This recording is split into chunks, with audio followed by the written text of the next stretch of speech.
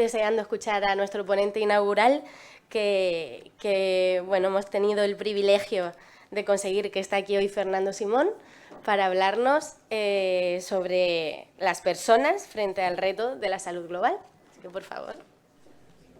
Yo creo empezamos ya, ¿no, Sonia?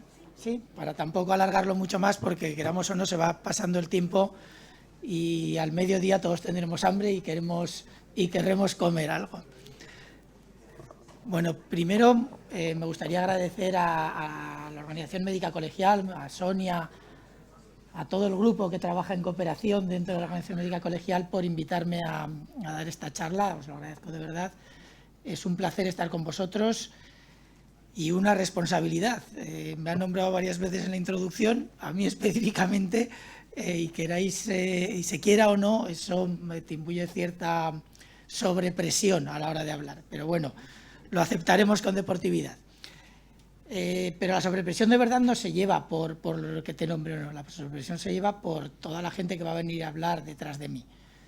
Hay mucha gente aquí, hay muchos ponentes que saben de cambio climático mucho más que yo. Es verdad que yo he tenido relación con el cambio climático, he trabajado en algunos periodos de mi vida bastante con ello, he trabajado en cooperación, conozco muy bien el mundo, pero es verdad que la relación del cambio climático y la salud, hay aquí gente como Xavier, como Jorge Olcina, que probablemente dedican mucho más tiempo de su vida profesional a este tema, y será un placer escucharos dentro de un ratito.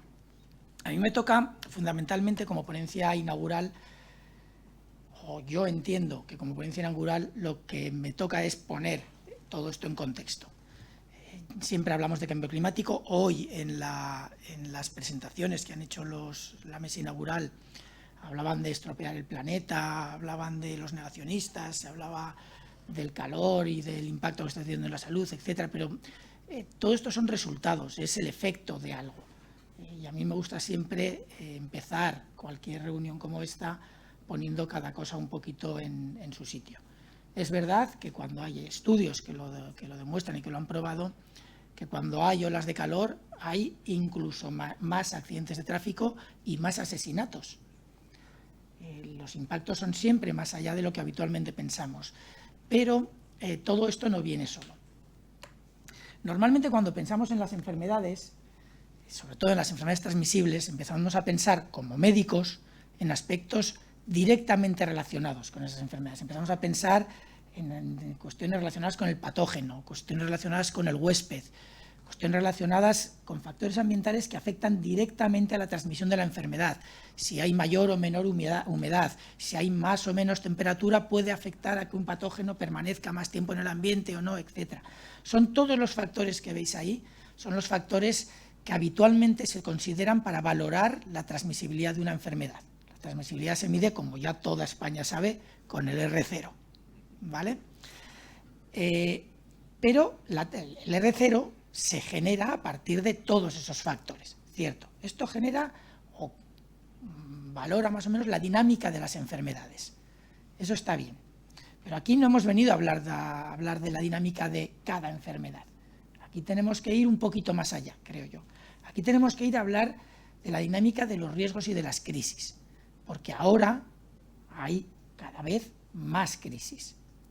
Y estamos identificándolas y estamos teniendo que responder a esas crisis. La última ha sido enorme y ha eclipsado muchas otras, pero lo cierto es que las crisis sanitarias se están generando con mucha más frecuencia, por ejemplo, en estos últimos 20 años, en los primeros 20 años del siglo XXI, que en los últimos 20 años del siglo XIX. Es verdad que puede haber sesgos de información, tenemos más acceso a los datos, cierto. Puede haber sesgos de detección, desde luego que sí, puede haberlos, pero eso no hace que no haya realmente más. Lo que no podremos es saber exactamente cuántas más o cuántas menos por estos sesgos de los que desconocemos los valores exactos. Pero lo cierto es que al margen de los aspectos propios de cada patógeno, de cada enfermedad, de cada huésped, tenemos que entender por qué está pasando esto, por qué ahora hay más crisis o no. Se habla del cambio climático, pero el cambio climático hay que ponerlo, como decía, en el contexto adecuado. Esa gráfica muestra la evolución de la población humana en los últimos 12.000 años, desde el Neolítico. aproximadamente. El ser humano, si no recuerdo mal, y aquí me puedo equivocar, si alguien lo sabe, por favor, que me corrija luego en el café, creo que el ser humano apareció en el mundo hace como 2,5 millones de años, si no recuerdo mal, el primer homínido, y poco a poco fuimos convirtiéndonos en Homo sapiens. Desde que somos Homo sapiens, desde que empezamos a dominar la agricultura, ya asociado al dominio de la agricultura, a dominar el mundo desde el Neolítico, esa es la evolución de la población. Apenas se movía durante aproximadamente 11.800 años. Más o menos los mismos que nacían se morían. Poco más o menos. Siempre había un pequeño incremento, siempre había un valor positivo hacia incrementar un poquito la población, pero era muy estable. Algún piquito, algún descenso, algún periodo de hambruna que mataba más gente, algún periodo de buena estabilidad o de cosechas buenas que hacía que hubiera más población, pero se mantenía muy estable. Y en 1800 aproximadamente, en el año 1800, algo pasó, no en 1800, obviamente, un poco antes, algo pasó que cambió radicalmente la evolución de la población humana. No voy a preguntaros, cuando hablo de esto en algún curso, pues siempre pregunto qué pensáis que es la revolución industrial. No hay mucha más explicación. La revolución industrial modificó radicalmente la relación de las personas con su medio ambiente y el acceso a recursos necesarios para tener una calidad de vida superior y, por lo tanto, una supervivencia mayor. El incremento de la población, los incrementos de poblaciones, rara vez se deben a incrementos en la natalidad. La natalidad no es lo que hace que las poblaciones aumenten de número. Lo que hace que aumenten de número es el incremento en la supervivencia, la esperanza de vida. Más acceso a recursos, mejor alimentación, más acceso a médicos, más acceso a todo lo que es necesario para tener una vida más saludable, implica una mayor supervivencia. Y eso implica los incrementos en la población que se observan. En 1800, poquito antes, la revolución industrial, primer incremento. Pero eso que veis ahí, esa parte que nos interesa, por qué ha pasado eso, se explica en parte por la revolución industrial, pero no todo se explica por la revolución industrial. Cambiando los ejes, no valoréis igual esta gráfica que la anterior, cambiando los ejes, esto representa los últimos 200 años de la población humana. Si os fijáis, desde 1800 hasta el año 1900, la población se multiplicó, el índice de crecimiento fue de 1,5. Pasamos de 1.000 millones aproximadamente a 1.500 millones en 1900, en 100 años. Pero en los siguientes 100 años, de 1900 al año 2000, pasamos de esos 1.500 a 6.500. El índice se multiplicó por más de 4. Algo pasó. Y si os fijáis en esa gráfica, ese crecimiento durante el siglo XX no fue homogéneo. Fue fundamentalmente a partir de los años 50, poco más o menos, 50, principios de los 60. ¿Qué pasó? De nuevo un salto cualitativo en la forma en la que evolucionaba la población humana. Pues, una posible explicación, quizás la que más peso tenga, es la llamada revolución no industrial, sino tecnológica. Fue poco después de la Guerra Mundial, el acceso a la producción de vacunas, a la producción de antibióticos fue ya masivo. Después de utilizar antibióticos con los ejércitos durante la Segunda Guerra Mundial, se valoró que eran buenos para el resto de la población, primero para el ejército como siempre, luego para el resto de la población. Y el acceso a los antibióticos y las campañas masivas de vacunación tuvieron un impacto enorme en la supervivencia de las personas, junto con muchos otros desarrollos tecnológicos que favorecieron una mejor calidad de vida de las personas. Y esto implicó, de nuevo, otro salto cuantitativo en la esperanza de vida de las personas. Y pasamos de los 1.500 millones de habitantes a principios del siglo XX a los 6.500 en el año 2000 aproximadamente, y ahora ya a más de 8.500. El habitante número 8.000 millones del planeta creo que nació en el año 2011. Ahora estamos ya por la población, por una cifra de población de alrededor de 8.500 habitantes, cerca ya de los 9.000 millones. Obviamente, todo esto implica que esa población va cambiando. Si esa población crece porque aumenta la esperanza de vida, implica que nuestra estructura de población va cambiando. Esta es la pirámide de población de España desde 1980 hasta el año 2020, en el 80, en el 2000 y en el 2020. Cada una de las tres gráficas. Esto implica que la población española ahora mismo es mucho más frágil de lo que era hace solo 40 años. Y esto implica que si el coronavirus hubiera venido en el año 80 en lugar del año 2020, el impacto en mortalidad en nuestra población hubiera sido mucho menor. Y que el impacto de las olas de calor en el 2020 es mucho mayor que el impacto de las mismas olas de calor en el año 1980. Se habla del cambio climático, pero tenemos que empezar por entender cómo somos. Esto que pasa aquí es lo que en epidemiología se llama riesgo atribuible poblacional. No estamos hablando de un cambio en las características de los riesgos, sino en un cambio en la fragilidad de la población y, por lo tanto, un impacto mayor del mismo riesgo. Además de eso, tenemos otros factores de fragilidad. Bueno, esto es la población de Sudáfrica, para que veáis que en países en desarrollo también está cambiando la población. ¿O no? La primera es la de España, la segunda la de Sudáfrica, la tercera la de Nigeria.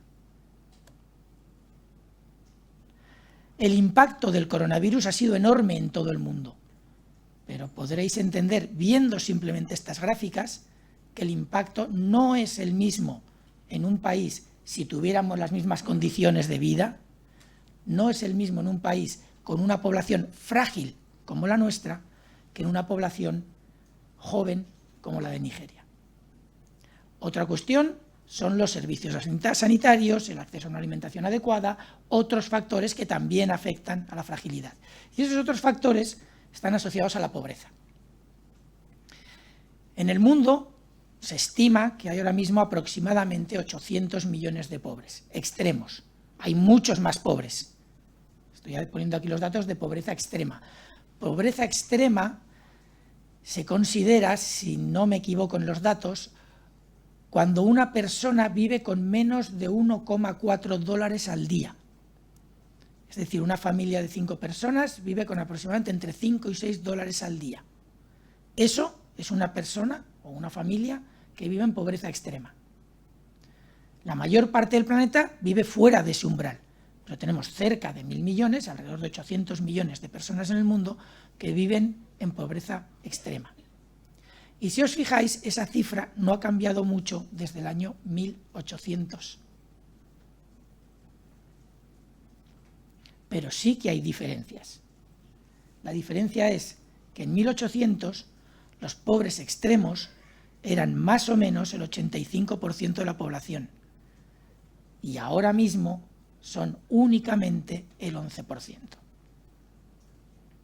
La evolución de los pobres extremos ha cambiado a lo largo del tiempo, a lo largo de estos 200 años. Ahí tenéis cómo ha sido. El periodo peor, el que más pobres extremos se considera que había en el planeta, era en el año 1990, el que había 1.957 millones de pobres extremos. Pero la proporción, porque el crecimiento exagerado de la población que hemos observado, iba cambiando. De nuevo, un factor de fragilidad. El mundo ha cambiado, las personas han cambiado, y lo que tenemos son factores de fragilidad que hacen que el impacto de los mismos riesgos sea diferente. Tenemos más problemas asociados a ese cambio poblacional tan exagerado que hemos tenido. Y es que a toda esa población hay que darle de comer. Y afortunadamente, y parece, lo que voy a decir puede sonar un poco extraño, pero afortunadamente, prácticamente todos los 8.000 y pico millones comemos. Unos 4 veces al día, otros 4 veces a la semana, otros 1 o 2 veces a la semana, pero todos más o menos comemos. Hay periodos de hambruna en puntos concretos, desde luego, pero en general el mundo come. Y dar de comer a 8.000 millones no es lo mismo que dar de comer a 1.000 millones en el año 1800. Y hemos sido muy eficaces dándoles de comer. Es verdad que con diferencias, pero hemos sido eficaces dándoles de comer. prácticamente todo el mundo come. Unos un poco mejor, otros un poco peor, otros mal, pero prácticamente todos comemos. Lo que pasa es que la vida no es solo comer. Hay animales, si hay aquí animalistas muy extremos, lo siento, pero hay animales que su vida es básicamente comer. La nuestra no, la nuestra tiene más cosas. Y todos queremos juguetitos. Y hemos sido también muy eficaces dándole a todo el mundo juguetitos. Todos tenemos nuestro teléfono móvil, incluso en países en desarrollo. Hay coches por todas partes y en muchos sitios cada familia tiene no uno ni dos, sino 3 o 4 vehículos. Todos queremos tener 15 o 20 o 30 jerseys en nuestro armario, aunque solo podamos llevar uno a la vez. Todos queremos tener muchos pares de zapatos porque queda mucho más elegante ir cambiándolos que llevar siempre los mismos. Y en eso hemos sido también muy eficaces. Hemos conseguido mecanismos de producción que rápidamente permitieron proveer a la humanidad de manera muy eficaz de todo eso. Y esta humanidad, además de tener cosas y comer, también quiere moverse. Y somos muy buenos moviéndolos. Los movemos eficazmente y de forma muy barata de un sitio a otro. Incluso aunque no quieran. A esos, a los que no quieren, también los movemos. Y de manera, desgraciadamente, muy eficaz. Ahora mismo en el mundo hay 85. Habrá que añadir ahí todos los de Ucrania. Pero hay aproximadamente 85 millones de desplazados y refugiados. Si estuvieran juntos sería el 8º país más grande del mundo, o el 9º. Hemos sido muy buenos moviendo a la gente, tanto voluntaria como involuntariamente. Hemos sido muy eficaces haciendo todo esto. El problema es que, dada la velocidad a la que se ha multiplicado la población, esa eficacia no ha ido acompañada de unos sistemas productivos eficientes. Y al no ser eficientes, hemos generado una cantidad de recursos enorme que han producido un cambio climático real. No es que no haya habido cambios climáticos antes, los ha habido siempre en la historia de la humanidad. Ha habido periodos de glaciación, ha habido periodos de temperaturas extremas, siempre. El mundo ha sufrido cambios climáticos y desde que la humanidad está en él, que es un periodo mínimo de la vida del planeta, nosotros al planeta le importamos poco, que lo sepáis, tenedlo ya claro desde el principio. Desde que la humanidad está en él ha habido periodos de glaciación y periodos de temperaturas extremas, ha habido cambios climáticos. La diferencia es que nunca han sido tan rápidos como este. Y la diferencia es que esa rapidez con la que se está produciendo, en parte gracias a la falta de eficiencia de nuestros sistemas productivos, no estamos siendo capaces de adaptarnos a tiempo a ese cambio. Y el objetivo es que el planeta nos deje quedarnos un ratito más. Al planeta nosotros ya os digo que le importamos poco. Lo que nos interesa a nosotros de mantener unas condiciones determinadas en el planeta es para nosotros poder vivir en él. No es para legar un planeta muy bonito y muy verde a alguien que a lo mejor le gusta marrón y triste. Es porque nosotros necesitamos un planeta verde, bonito, con agua y con una lluvia decente y regulada.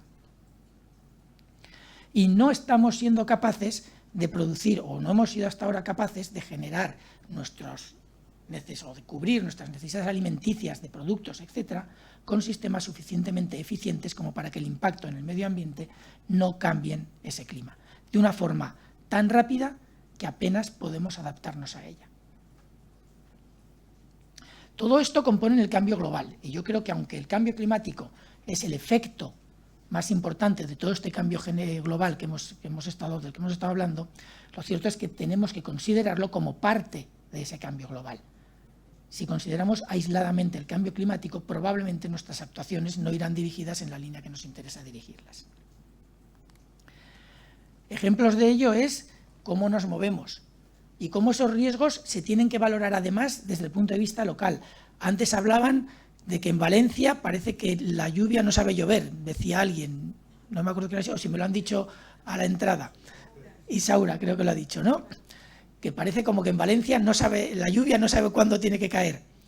Bueno, pues igual que en Valencia no llueve igual que en otros sitios, todo lo que hemos estado hablando tampoco pasa igual, ni los riesgos se mueven exactamente igual de unas partes a otras.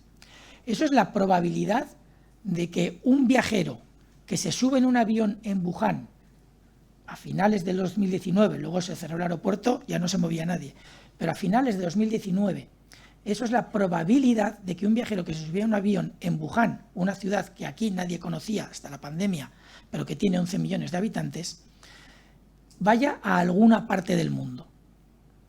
Esa es la probabilidad. La probabilidad de que a España lleguen pasajeros de Wuhan es de 33 al día. No siempre los mismos. Estamos hablando de probabilidades, las estadísticas hay que saber cómo entenderlas. Pero la probabilidad de que lleguen pasajeros de Wuhan a España es de 33 al día.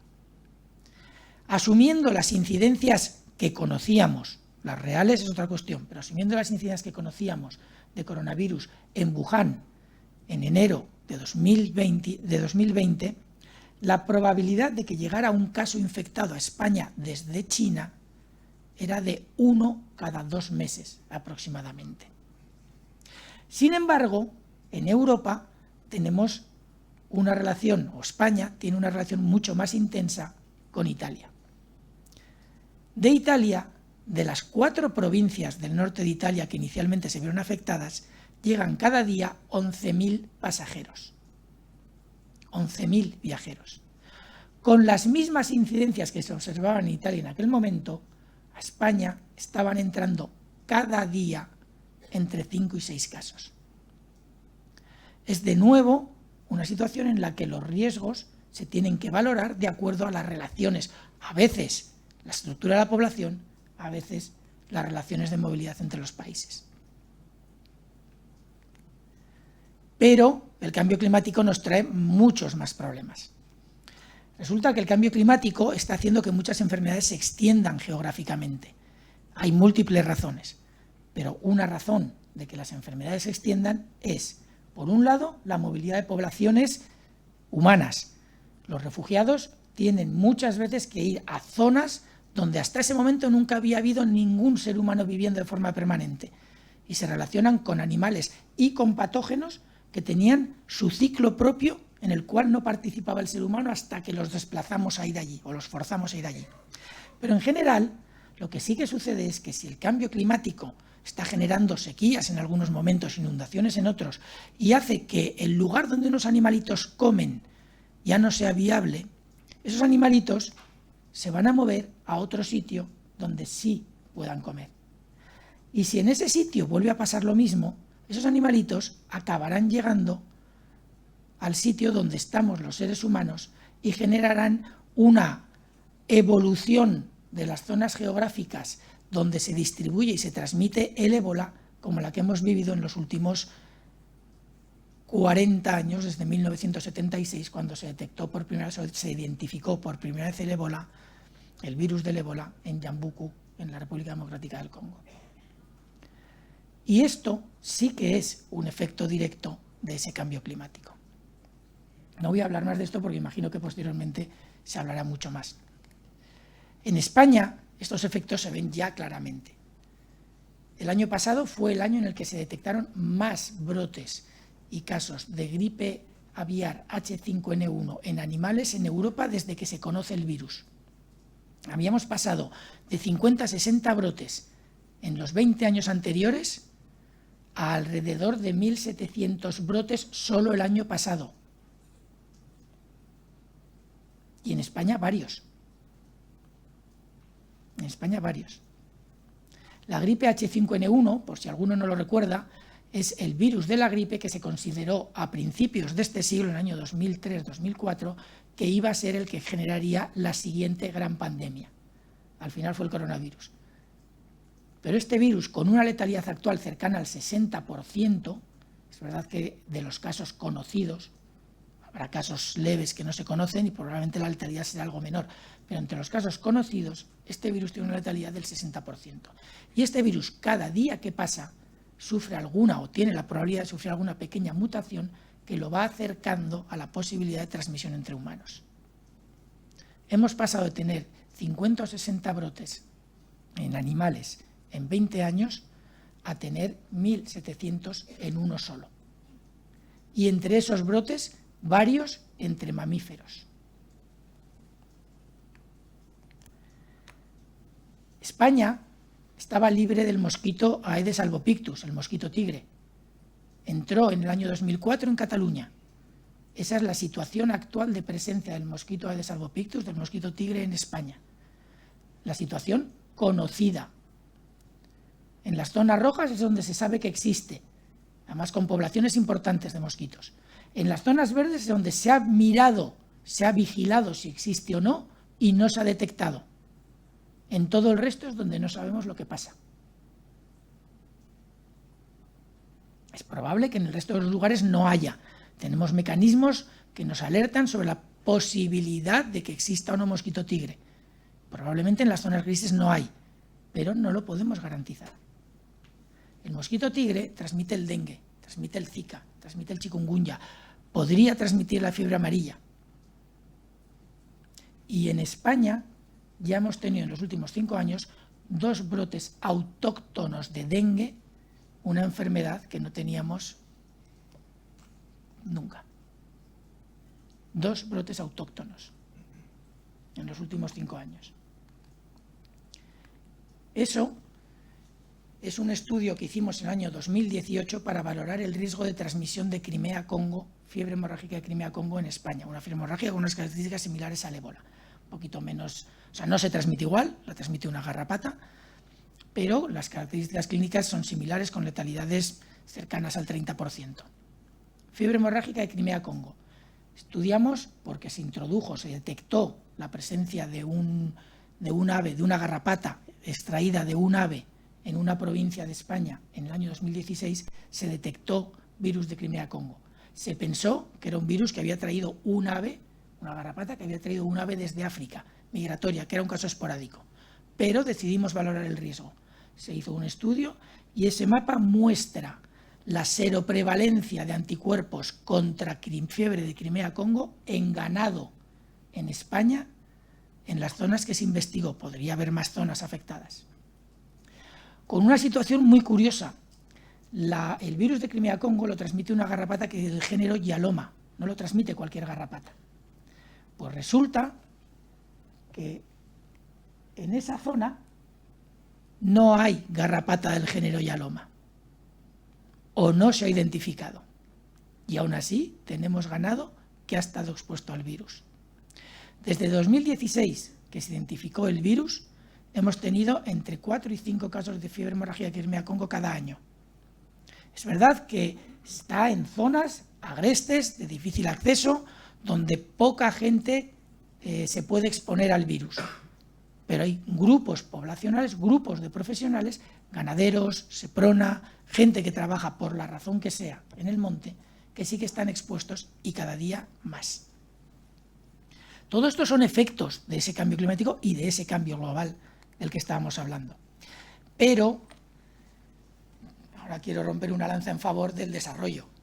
El desarrollo no todo, no solo nos ha traído cosas malas, el desarrollo nos ha traído muchas cosas muy buenas. Vivimos mejor, vivimos más años, tenemos unos sistemas sanitarios y una capacidad de gozar de la vida que no se tenía hace 200 años. Y el desarrollo también ha permitido que, y no me malinterpretéis por lo que voy a decir, que las pandemias que vivíamos hace 100 años, como la gripe de 1918, que mató, según las estimaciones, digamos que tiran a la baja, mató entre 50 y 60 millones de personas en el mundo, es decir, a esa parte de la población de 1918, ha cambiado radicalmente en este momento. Y ahora, con una población casi 6-7 veces superior, 8.500 millones de habitantes, lo que ha matado esta pandemia han sido menos de 7 millones de habitantes. Eso de ahí. Esa proporción de ahí.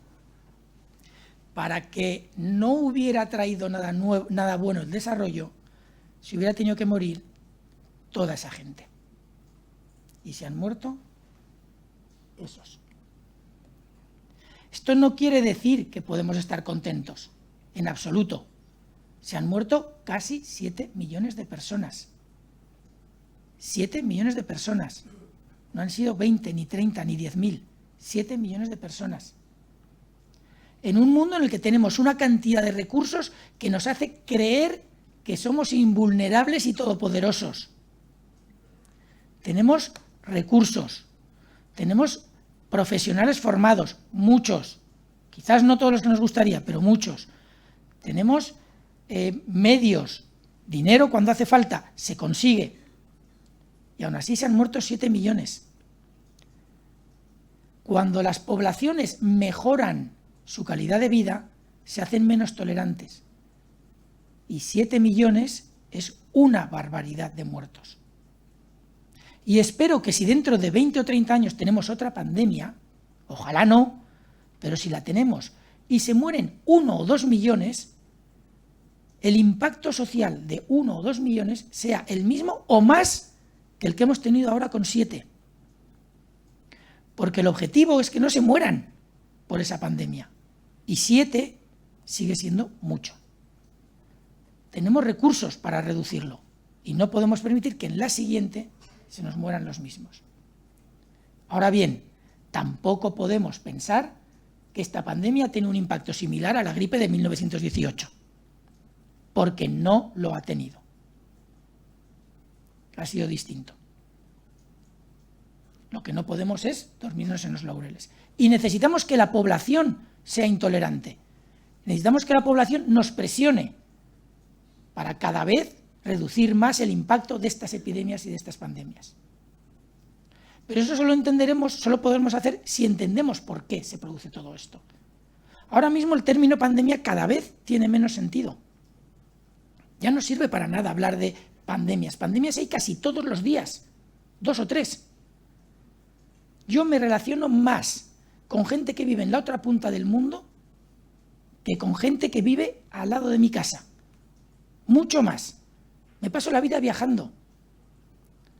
Las enfermedades transmisibles ahora mismo se están transmitiendo constantemente por todo el mundo. El término pandemia ya no tiene sentido si no se asocia al término impacto. Y lo que nos interesan son las pandemias que puedan tener un impacto negativo en la población. Un impacto mayor del aceptable. Y tenemos que ir cada vez aceptando menos. Y para todo eso, para conseguir mejorar nuestra situación, las instituciones trabajan. Y no han empezado a trabajar con la pandemia, llevan trabajando décadas, siglos. Ha habido muchas actividades que se han hecho en los últimos 100, 200 años para tratar de mejorar la situación global. E incluso en el siglo XIX había ya acciones globales de reducción de riesgos para la salud. Pocas, es verdad. La movilidad era mucho menor, por lo tanto no era tan necesario. Pero se hacen acciones desde hace mucho tiempo. Con la pandemia se han incrementado mucho estas acciones. La OMS ha generado un documento con 10 propuestas para mejorar la seguridad sanitaria del mundo. Ha habido muchas actividades que se han realizado en la Unión Europea. Casi todas trabajan en los 3 ejes que se plantean ahí: la gobernanza, la financiación de las acciones y el desarrollo de sistemas específicos para favorecer el control de riesgos. Desde el punto de vista de la gobernanza, se están estableciendo mecanismos de coordinación mejores. Yo voy siendo ya mayorcete, este año hago 60 años. He estado en bastantes situaciones complicadas, pandemias, epidemias, crisis globales, en muchos lugares. Siempre, después de una crisis, cuando se hace la evaluación, la primera recomendación o el primer problema que se ha detectado es que no había suficiente coordinación. Siempre. En la crisis de los Grandes Lagos, en la guerra de no sé qué de los Balcanes, en la respuesta ante la epidemia de Zika, en el problema del ébola, en las epidemias de cólera de África de final de los años 90, en cualquier situación de crisis, siempre una de las lecciones aprendidas es necesitamos coordinarnos mejor. No quiere decir que no nos coordinemos cada vez mejor, quiere decir que siempre hay margen para coordinarse mejor. Y tenemos que aprovechar estas oportunidades para hacerlo. Además, sabemos que el Reglamento Sanitario Internacional, que dio un cambio radical a la percepción de los riesgos globales en el año 2005, hay que mejorarlo. y se está trabajando en ello. Hay ya un grupo que está trabajando a nivel global en el que participamos muchos responsables de muchos países para modificar el Reglamento Sanitario Internacional. Y tenemos además establecidos ya mecanismos de evaluación tanto de las acciones nacionales como de las internacionales. Y los países nos hemos comprometido a evaluarnos, a autoevaluarnos y a permitir que nos evalúen. Pero además estamos desarrollando sistemas nuevos. Aquí vamos a hablar de aspectos globales. Se están preparando equipos de respuesta mejores, más coordinados. Europa tiene equipos de respuesta que se están coordinando con los de la OMS, que también los tiene. Y no es que sean equipos de la OMS o de Europa, son equipos de los países que se ponen a disposición de la Comisión Europea o de la Organización Mundial de la Salud. España tiene uno de esos equipos, el equipo START, que durante el terremoto, su última actividad fue durante el terremoto de Turquía, se desplazó a Turquía a colaborar con la respuesta. Pero se están generando equipos de respuesta y los países cada vez tienen recursos para dar una respuesta mejor a sus situaciones propias de riesgo. Desgraciadamente todavía hay muchos que, aunque mejoren, necesitan muchísima ayuda para prepararse. Tenemos mejores programas de planificación estratégica y, como digo, hemos permitido todos los países que se nos evalúen esos programas. Tenemos mejores sistemas de vigilancia, pero tenemos que mejorar la colaboración entre ellos. Tenemos que garantizar que protegemos a la población de los riesgos, no solo que les curamos de las enfermedades. Y eso es uno de los déficits que tenemos. Tenemos que garantizar el acceso a los servicios, a los cuidados sanitarios y a las contramedidas médicas. Alguien ha mencionado también en la mesa inaugural, ha mencionado la inequidad del acceso a muchos recursos para responder al coronavirus durante esta pandemia. La inequidad se valora en varios ejes. Ha habido países que apenas han tenido acceso a las vacunas. Ha habido grupos poblacionales dentro de los países que sí que tenían acceso que no se han vacunado correctamente. Y luego ha habido distribución no adecuada de la misma. No era cuestión, porque no había bastantes para todos, de vacunar a todo el mundo a la vez. No se podía, no había vacunas. Quizás la cuestión era de vacunar primero a los más vulnerables en todo el mundo. Pero lo que hicimos fue vacunar a toda la población de los países con buenos recursos, primero, a toda, incluso a aquellos que se beneficiaban de la vacunación, pero que quizás no tenía esa vacunación en ellos el impacto tan grande como podía haber tenido en poblaciones más mayores en otros países. No es fácil tomar esas decisiones, sobre todo cuando no hay vacuna para todos y cuando la vacuna se ha financiado y se ha gestionado y producido gracias al esfuerzo de unos pocos países. No es fácil. Los que tienen que tomar las decisiones tienen muchos condicionantes a la hora de tomarlas. Pero es cierto, no se puede obviar, que ha habido inequidad en la distribución de esas vacunas. Y tenemos que mejorar y trabajar para que eso no vuelva a suceder. Y todo eso no se puede conseguir si no hay financiación.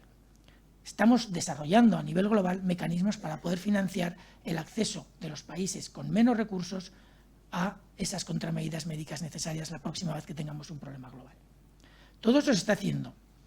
Hay muchos grupos de trabajo. Ahora mismo a nivel global, en la Unión Europea hay muchísimos. A nivel global hay dos claves. Uno es el cuerpo, el núcleo de negociación intergubernamental que está creando o desarrollando el primer borrador del... se llama Convención Acuerdo, se iba a llamar inicialmente Tratado, pero ahora se va a llamar Convención Acuerdo Pandémico, en el que se supone que vamos a establecer los mecanismos para responder mejor la siguiente vez a nivel global. Cada país tendrá que hacer la parte que le toque, al margen de lo que se haga en este tratado. Ese documento contendrá los aspectos básicos de una plataforma de acceso a contramedidas médicas. Y por otro lado tenemos otro cuerpo clave que es el de modificación del Reglamento Sanitario Internacional. El primero va a aludir sobre todo a medidas que vamos a realizar conjuntas todos los países, de manera conjunta, con cuerpos de trabajo o mecanismos globales de respuesta. El segundo, el Reglamento Sanitario Internacional, es una actividad que tiene que hacer cada país por su cuenta con sus recursos, con apoyo externo, desde luego, si es necesario, pero son actividades que se tienen que hacer a nivel nacional en cada país. También tenemos modificación de la estructura de la Unión Europea. Por ejemplo, de la Unión Europea, perdón, de la Organización Mundial de la Salud. La Organización Mundial de la Salud está de nuevo, ya la cambió cuando el ébola, pero está de nuevo cambiando su estructura.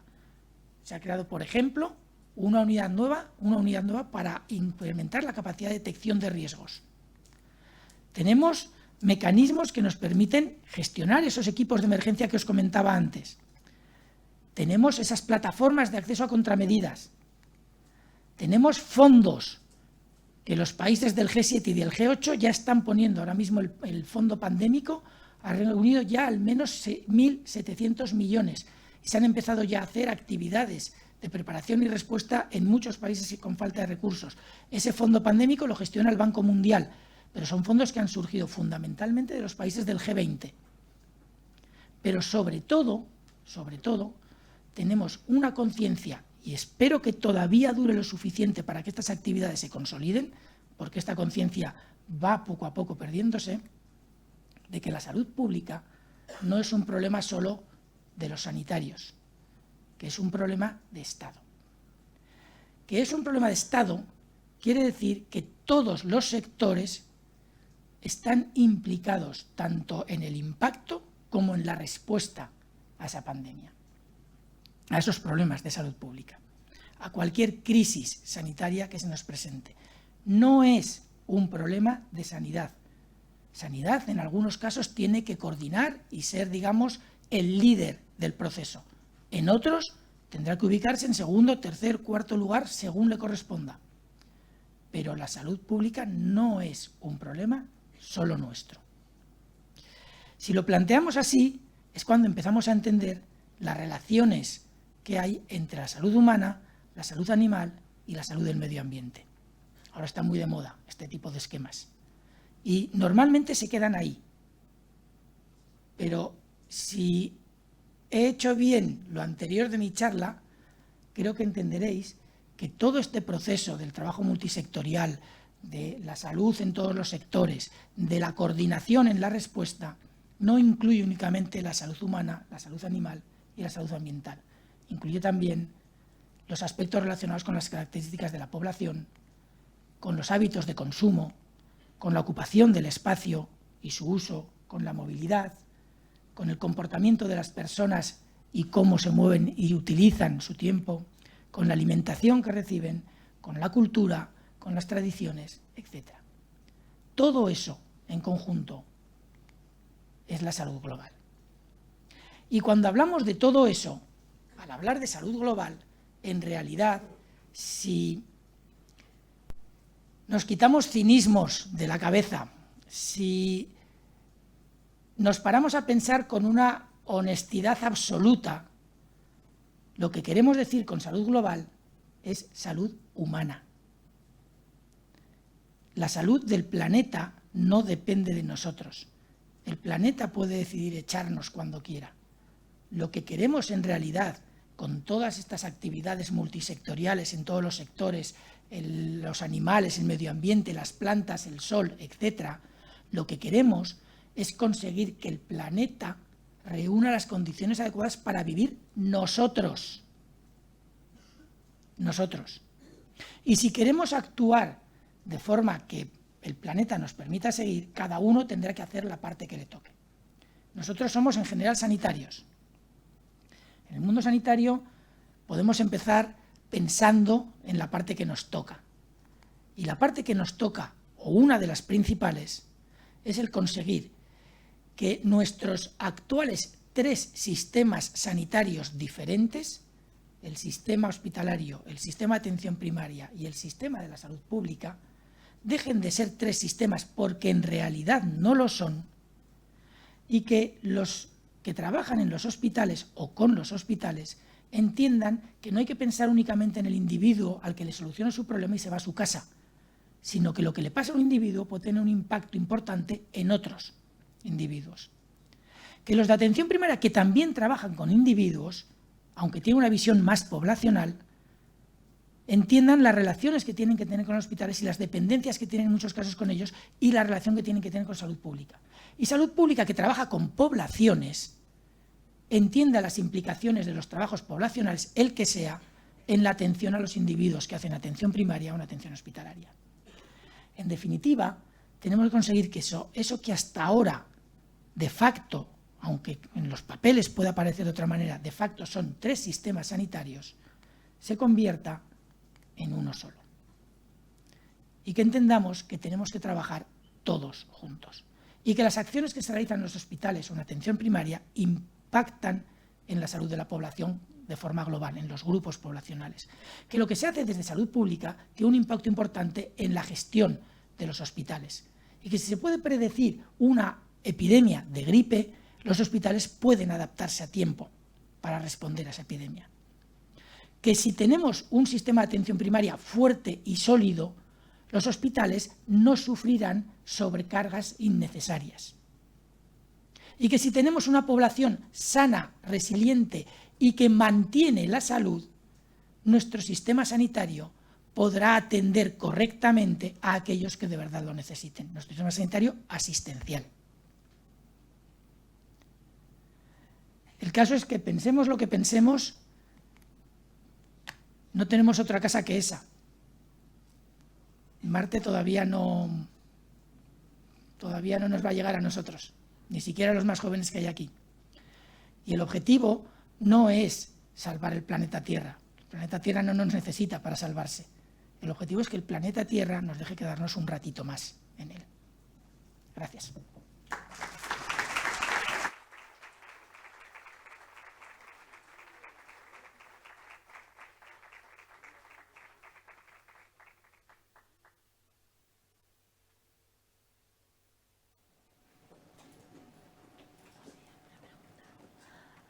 Bueno, muchas gracias, Fernando, por tu ponencia.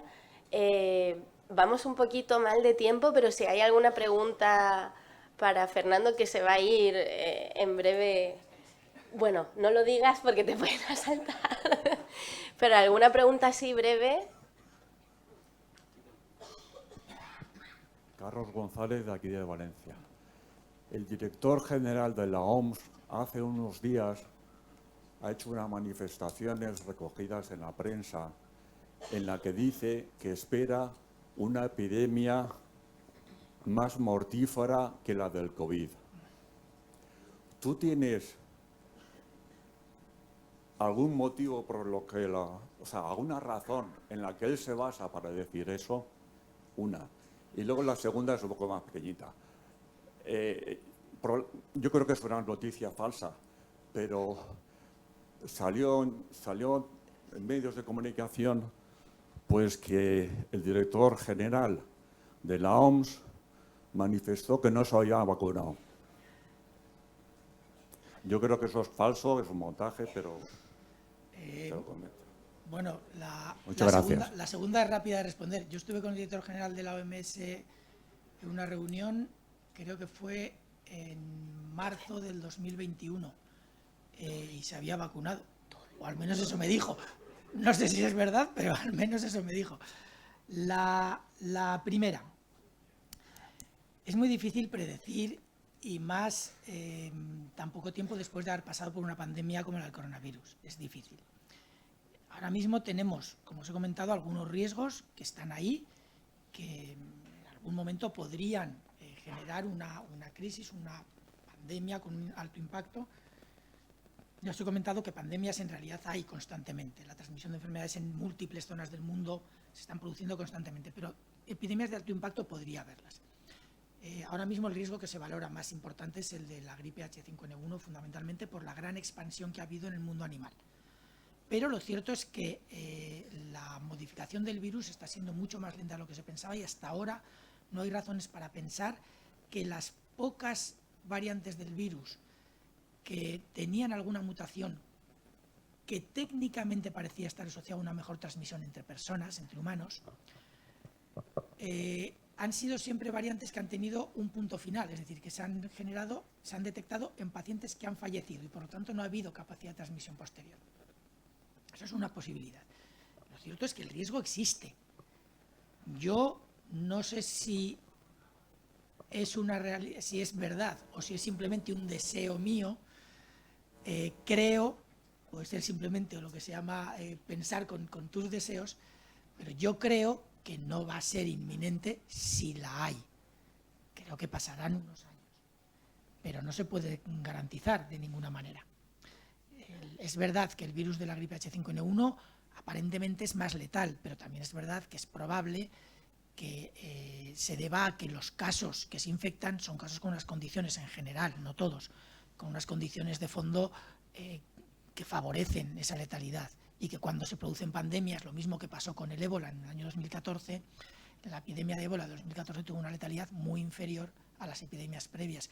Y fuera de África, donde tenemos más recursos, más capacidad de tratamiento, un acceso precoz a los sistemas sanitarios, la letalidad del ébola fue mínima. De los 30 casos, 33 casos que se trataron fuera de África, fallecieron 2. Entonces, sí que puede pasar. Y yo creo que la OMS tiene que aprovechar esta ventana que tenemos para garantizar un alto nivel de preparación a nivel global. Si no lo aprovecha, sería un fracaso la siguiente vez que pasara algo. La OMS tendría una responsabilidad enorme. Yo quiero creer que el director general, que sí que parece que lo dijo, yo he visto lo que ha salido en los periódicos, no sé, luego hay cambios en lo que se dice o sacadas de cosas que se pueden sacar de contexto, etcétera. Yo quiero creer que lo que planteaba era la posibilidad de ese riesgo y la necesidad de que aprovechemos esta ventana para prepararnos. Eso es lo que yo creo que significaba. Pero es verdad que el riesgo existe. Pero ese riesgo no existe desde el coronavirus. Existe desde hace muchas décadas. Desde que nos movemos lo que nos movemos, desde que se mueven millones y millones de toneladas de alimentos de un lado a otro, que gracias a nuestros sistemas de seguridad alimentaria no generan grandes problemas sanitarios. Aunque de vez en cuando se escape algo y tengamos una epidemia de salmonelosis con 5.000 casos o un problema asociado a lo que sea. Siempre se escapa algo, pero con el volumen de movimiento que hay actualmente, poniendo entre paréntesis la pandemia, lo que se escapa son cuestiones menores.